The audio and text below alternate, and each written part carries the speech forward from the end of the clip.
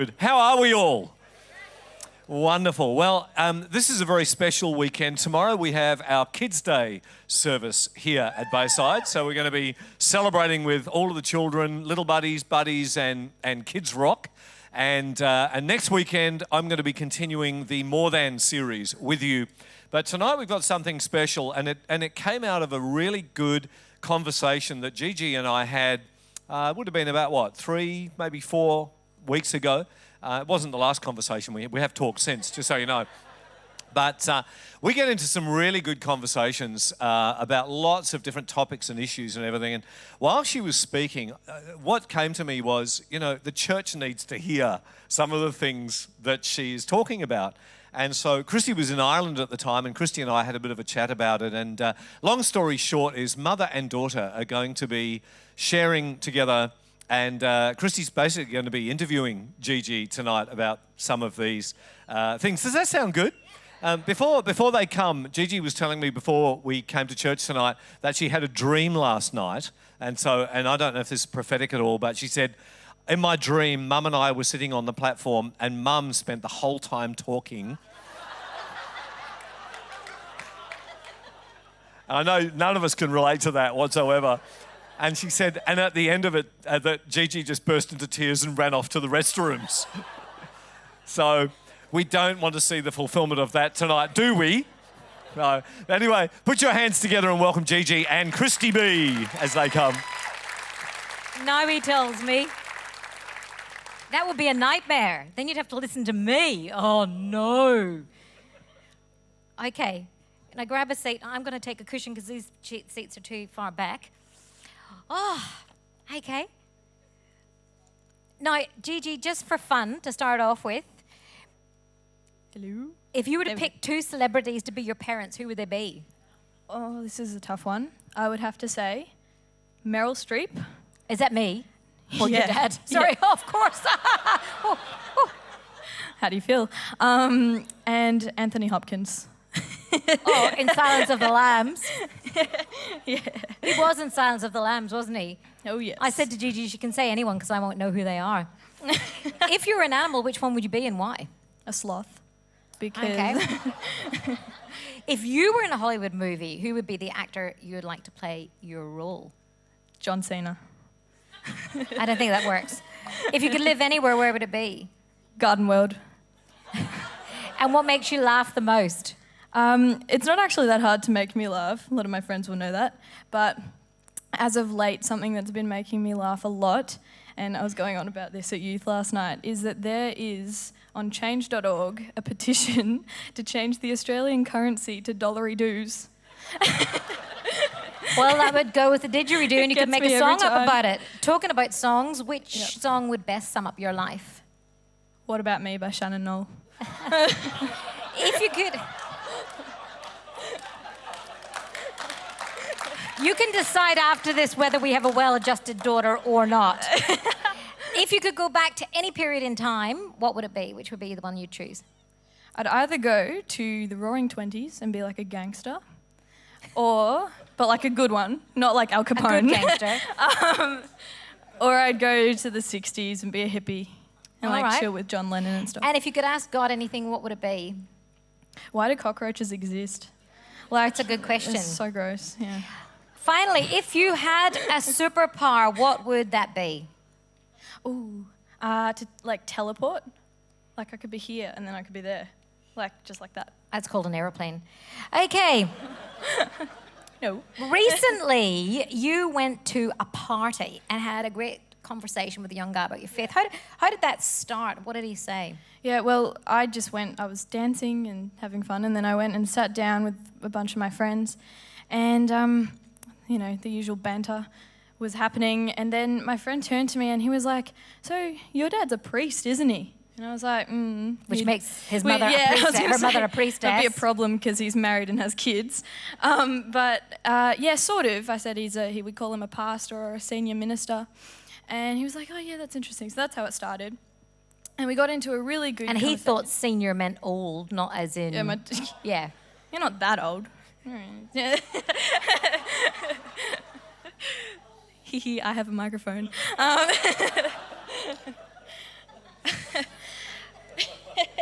Yeah, so that's how it started, and we got into a really great conversation. Just he asked me like if I actually believed in God, and I was like, yeah, I do. I think I believe in like sort of creationism, and I believe that God created everything. And he was like, yeah, no offense, but I'm like, I know, you're not going to offend me, it's fine, it's just your opinion. And he's like, yeah, I just don't believe it. I just don't get how like one person could create the world. I was like, but he's not a person. He's just like this divine, like intelligent person, sort of, not person, but yeah. And he's just created everything, and I just find it fascinating. And every time we were sitting outside and I looked up at the stars and I was just like, everything is just so perfect, look at the stars. And he was like, yeah, that's true.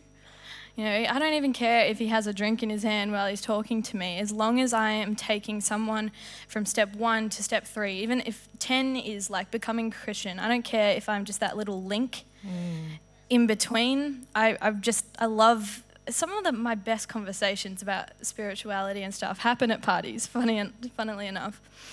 I just find that people are a lot more open to the things of God, and it was just a really great conversation. And yeah. How did it finish? He just said, oh, that's really interesting. I'm actually going to look up all these different theories on how the world began and that kind of thing. And I was just like, wow. And also another thing we talked about was kind of his perception of Christians, because there was a lot of stuff going on in the media about that time about the abortion debate, which is a very sensitive issue, and Christians have played quite a huge role in voicing their opinion about it, and sometimes it hasn't been the best kind of way to go about it. And I said, so what do you kind of think about Christians? And he said, sometimes I just think they're so judgmental. And I said, yeah, I get that, because in movies, when you see movies, too often Christians are that comical character, the ones that are, pointing at people and saying, you're adulterers and that kind of thing. And it's just, yeah, I just really want to change that misconstrued idea that Christians are judgmental and harsh. And you can change it one conversation at a time, can't you? You really can. And you'll find that for the youthies and stuff, when you go to parties or whatever, people often respect when you voice your opinion when you're religious. It's weird, it's strange, because you wouldn't think it, but they really do. I had a bunch of guys say, I really respect that you believe in something, because I wish I believed in something. And that's often why they feel kind of lost. They're doing all this other kind of stuff because they wish they believed in something. So would you say you enjoy having spiritual conversations with people? I love it. I love enlightening people. That, not all Christians are kind of crazy. How do you think people around you view your faith? Sorry? How do you think people around you view your faith? School friends, my friends are actually very, very accepting, very, very tolerating in some cases, but very accepting. I brought quite a few friends to church before, and they've absolutely loved it. In fact, you had one of your friends wish you all the best for tonight. Yeah, one of my friends messaged me this morning. She said she's friends with Dad on Facebook, and she said, good luck for tonight. I'm actually really proud of you, and I hope everything goes well. Let me know how it goes. And I was very relieved to hear you didn't just go and say, well, we don't believe in luck. Yeah, because I'm sure there'd be Christians that do that. But no, it's good. Has anyone ever ridiculed you for being a Christian? Yeah, I'd say more when I was younger, I think. But at the same time, maybe I wasn't being as Christian as I should be. I have an example of this. When I was about 7 or 8, I had a friend of mine come up to me and say that she just had communion on the weekend with her dad, and so that means she's a Christian.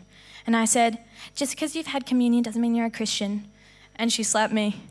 And so... Maybe. So were you saying that in the spirit of peace? No, I wasn't. Yeah, that's maybe why she slapped you. Maybe. So, no. Probably when I was younger, I got... I think I was a little bit more isolated, and maybe that's because that's the way I acted. But I realise now that's not the way to go about it when your friend says they've done communion. But no, and nowadays I make sure that when I pick my friends, I'm quite selective in that they must tolerate at least that I'm a Christian, that I go to church. My parents are pastors of a church, so they have to be respectful. Yeah, you can't really hate us, can you? Can't really, yeah. You've tried, but you can't really. But Eventually you've got to invite them to our place. eventually, yeah. So talking about our place, what has it been like for you growing up in a Christian home? Yeah. Well, it's all I've ever known. So in that case, it's been great. But I have been to friends' houses where, on one hand, I've been to friends' houses where the religion, the faith isn't there. However, the values and the morals are quite similar. So in that way, it's quite similar. But I've been to friends' places where it's literally just been devoid of everything, kind of that we would see as a nice place to live in, and it's really heartbreaking to see that people are actually growing up in those homes. And yeah, but for me, it has been a very positive experience growing up in a Christian home. I think I've developed an emotional sensitivity and intelligence that a lot of people don't have who grow up in non-Christian homes. I think, I've been very blessed to see things that I've seen and been able to be a part of projects like the Forever Home and Bali and things like that. So what do you think about your parents? Are they the real deal? I could say all sorts of things, but I'm going to say the truth. No, my parents are the real deal. They are very authentic, and that means a lot to me as a person, that someone is the same. What does authentic mean to you? Yeah. Someone's the same on the stage as they are talking to you guys, and they are at home. And they're the same person. And that, to be able to see that, there's no like flip, and I'm like, hey, you were talking about like being nice to your kids up here, and then no, they're great. Yeah, that's nice. That's very nice. So who has the best sense of humour, your mum or your dad? There had to be a question like this. Okay, well, they have very different senses of humour. Mum, I'm saying nothing. I've got the microphone. Once again.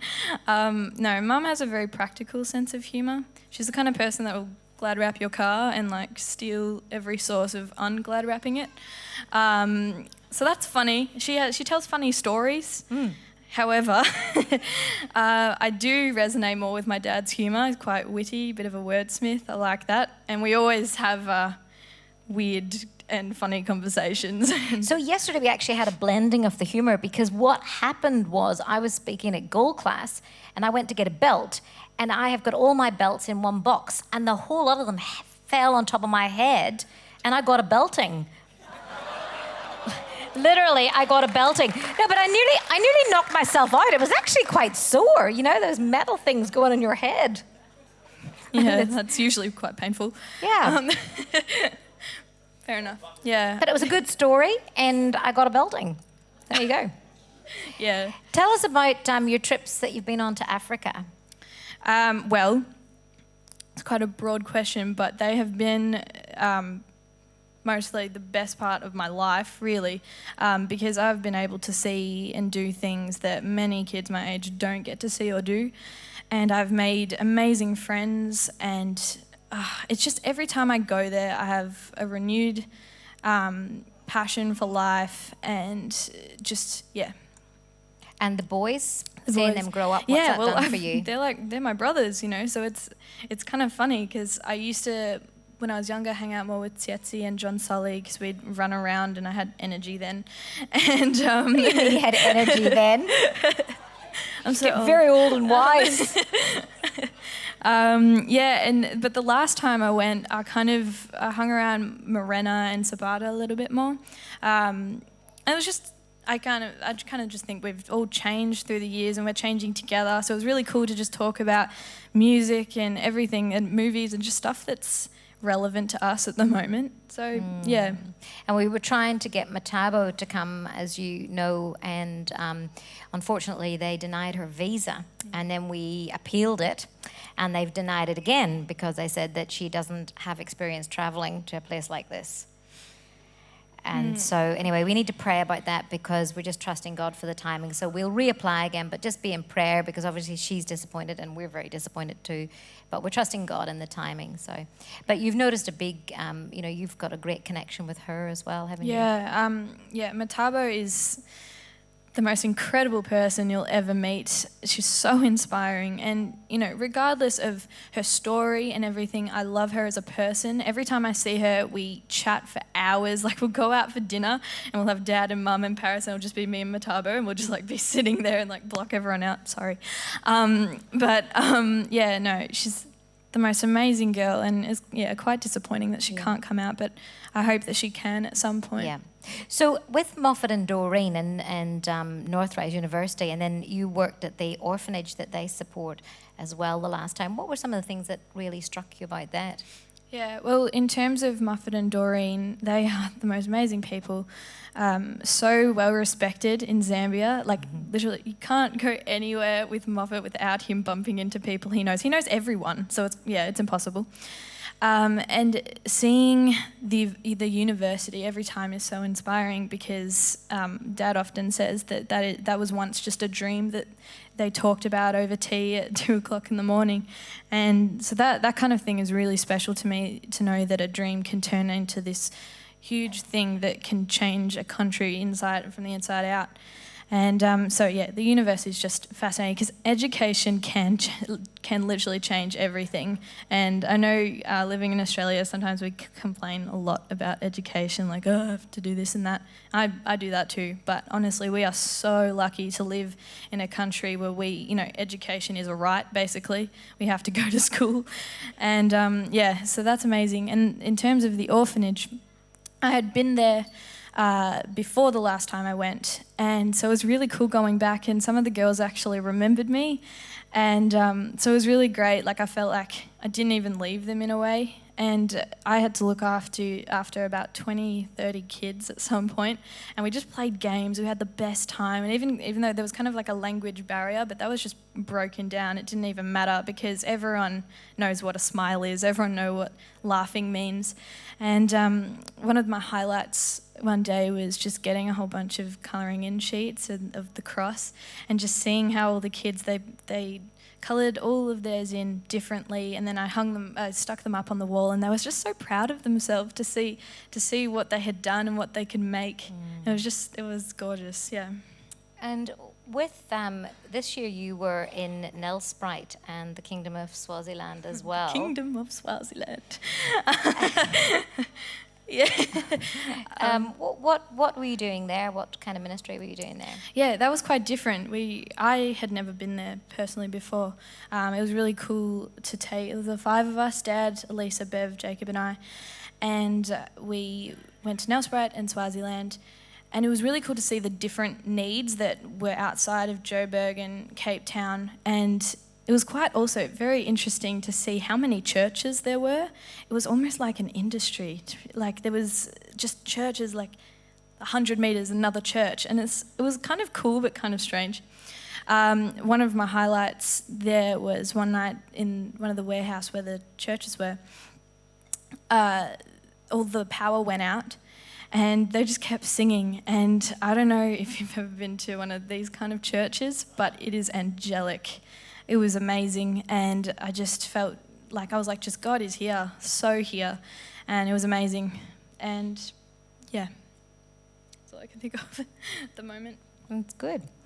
So you've also been on a mission trip to Thailand and to Bali. What about working with the orphan children in Thailand? That was a big turning point for you. Yeah, Thailand was very different to any other sort of missions trip I've been on before. I felt like it was quite spiritually heavy. I don't think I really understood what that meant when I was in Year 9, but I do now really realise that what I was working with was more than just negative stigma on disability. This was just hearing these stories of what parents would do to kids with disabilities because of the shame that it brought on their family, and it was seen as a very a spiritual thing. And it was really heartbreaking, but at the same time it was great to see that things were actually happening to help take these kids out of these really terrible situations in the slums and to rehabilitate them as much as they can. And it was a different dynamic with that trip because there was about 30 people, I think. So in a sense, we could do more in a shorter period of time. And it was really cool to work alongside people from Bayside and meet some friends, including Carl Brewer. I told him I'd give him a shout out. And even though he wouldn't sit next to me on the bus. No.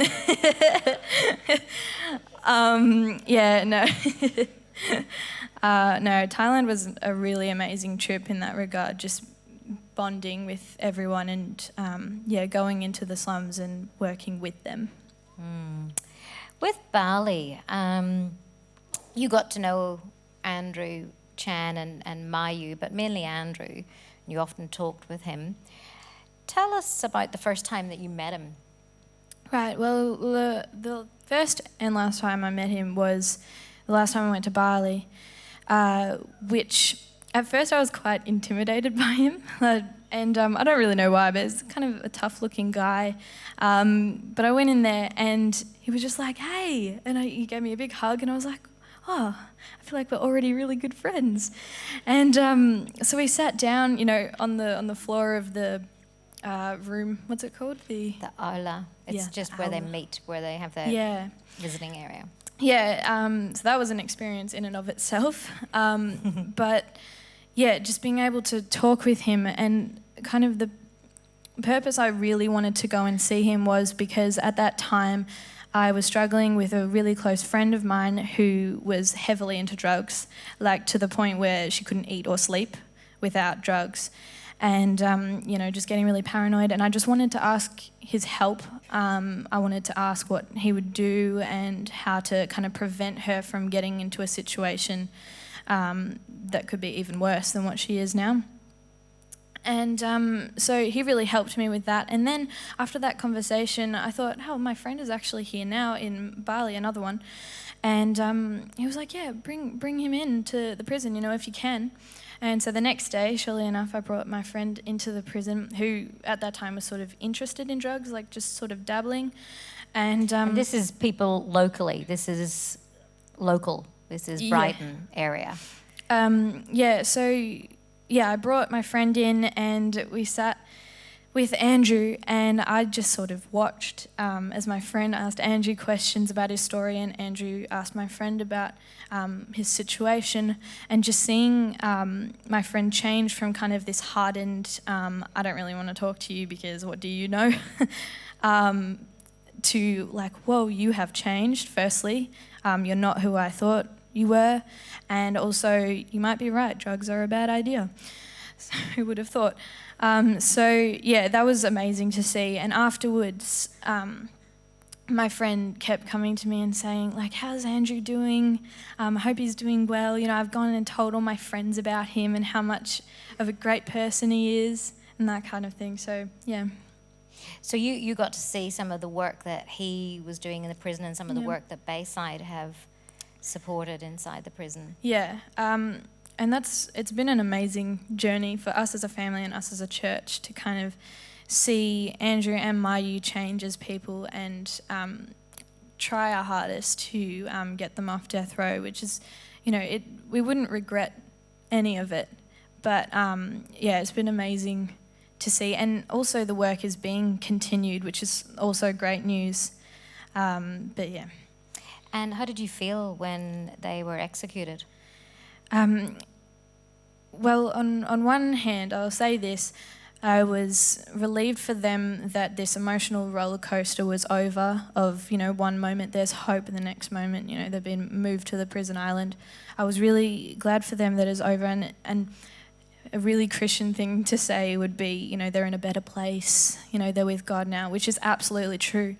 But on the other hand, I was angry and I was upset because they're my friends, and it was quite surreal because the night of the executions, it was Dad and I at home, and we lit candles and we just kind of sat together and, reminisced and talked about all these, all the great things that Andrew and Mai have done.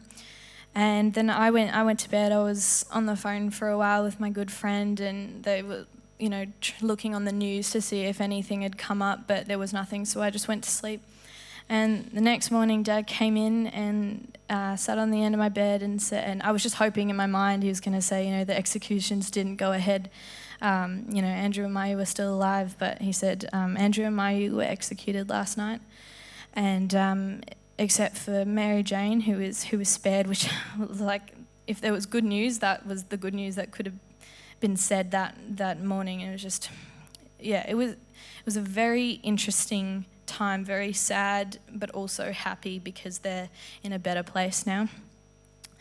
And then, going back to school in the next week or so was also interesting because my friends didn't really know how to deal with me. It was kind of a little bit delicate. It's not something that you really bump into every day, it's quite different. But I must say the camaraderie that kind of took place before and after the executions was quite spectacular. I had quite a number of messages from people that I wasn't even very close with at school message me and say that they were thinking of me. Non-Christians tell me that they were praying for us and the family and everything. And so in that respect, it was really good. And kind of strange to see people that from a different perspective on the news and everybody else's opinions. Yeah. It's quite weird also because at my school in the library they have a TV and they play the news, and my dad was on it at one point, and this guy came up to me and was like, your dad was on the news, and I'm like, yeah, but I wish he wasn't. I really wish that this didn't happen, but it has. So what would you say to anyone who was considering taking drugs or trying to make money from selling them? I would say that there are other ways to escape reality, like a book. But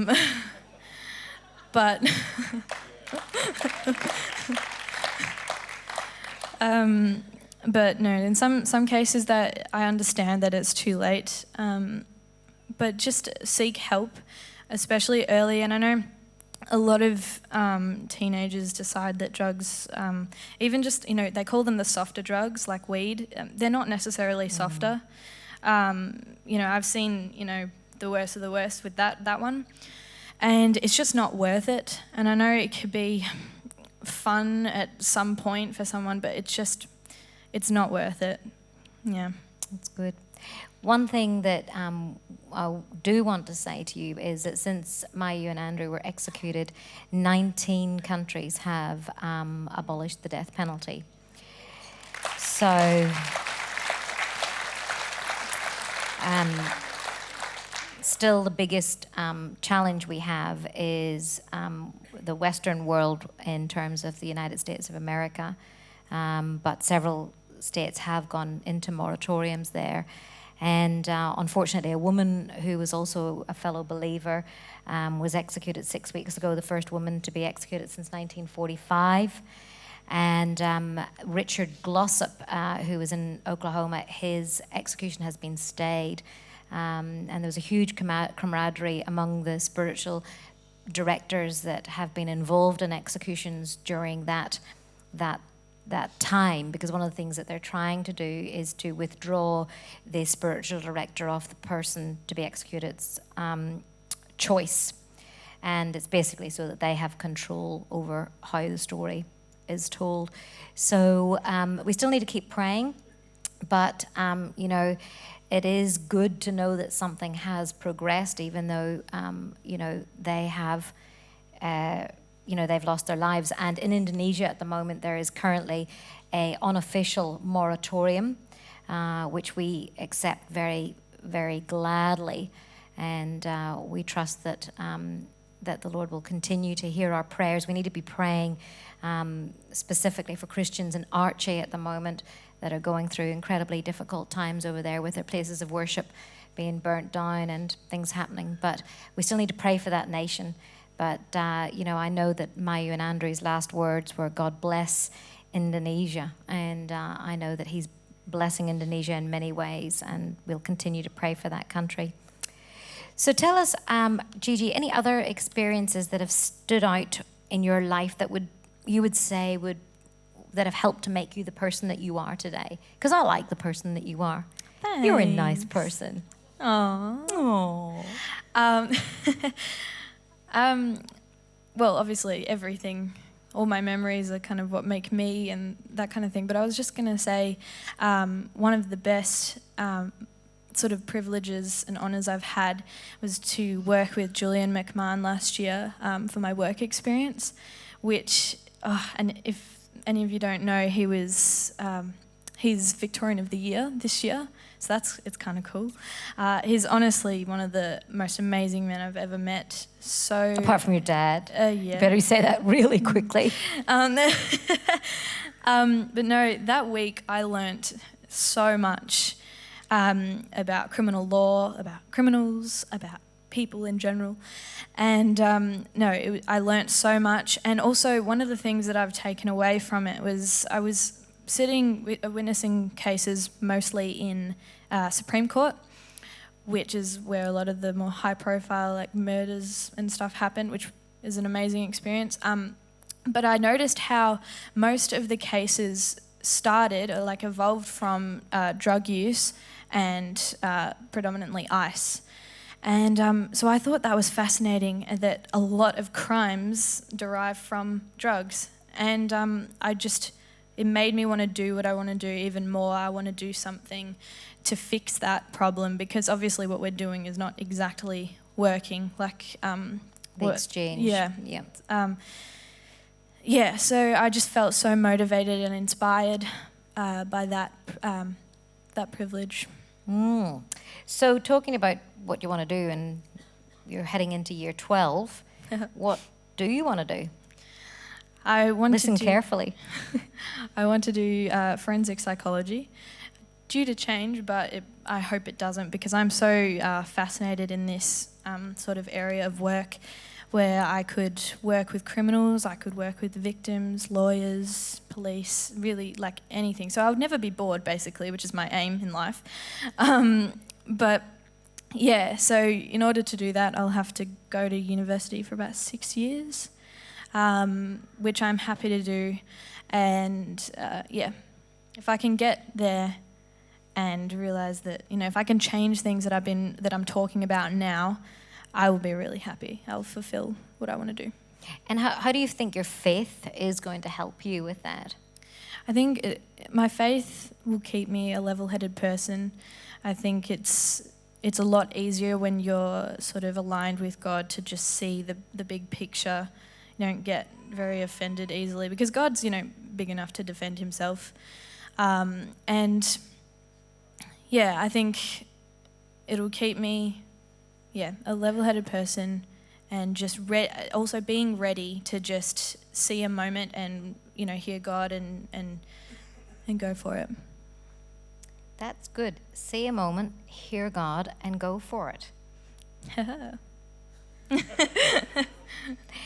And isn't it amazing that you've seen some of your future unfold as you've reached out to people that others don't want to have anything to do with? Do any of your friends think that you're weird wanting to help people who've gone down the path of being criminals? Like, is that I'd a be sin helping them in some sometimes. people's minds? Is that a sin, too great for God to fix? No, Jesus hung out with criminals. Like he was the person that was hanging out with the people that everyone hated, and I want to be like that. I want to be like Jesus in that way, that he hung out with people, and people were like, "What are you doing? If you're God, what are you doing with those people?" I want to change. I want to go to the source of why bad things happen, and change those people. Awesome. Well, that sounds pretty amazing, doesn't it? So there you go. Well, thank you very much for sharing that with everybody today. And thank you very much, because you've been a big part of this journey, because we're family. And, I think that it's great to see what together we do in community, because I know only too well that there's been many of you who've had a big impact on our children's lives, and we're incredibly grateful for that. Thanks, everyone. Thank you. The morning star is Venus, and when it comes up at dawn, it indicates that the return of the sun is not far away. The morning star in Scripture is used symbolically of two beings, Lucifer before his fall, and Jesus. I, Jesus, have sent my angel to give you this testimony for the churches. I am the root and the offspring of David and the bright morning star.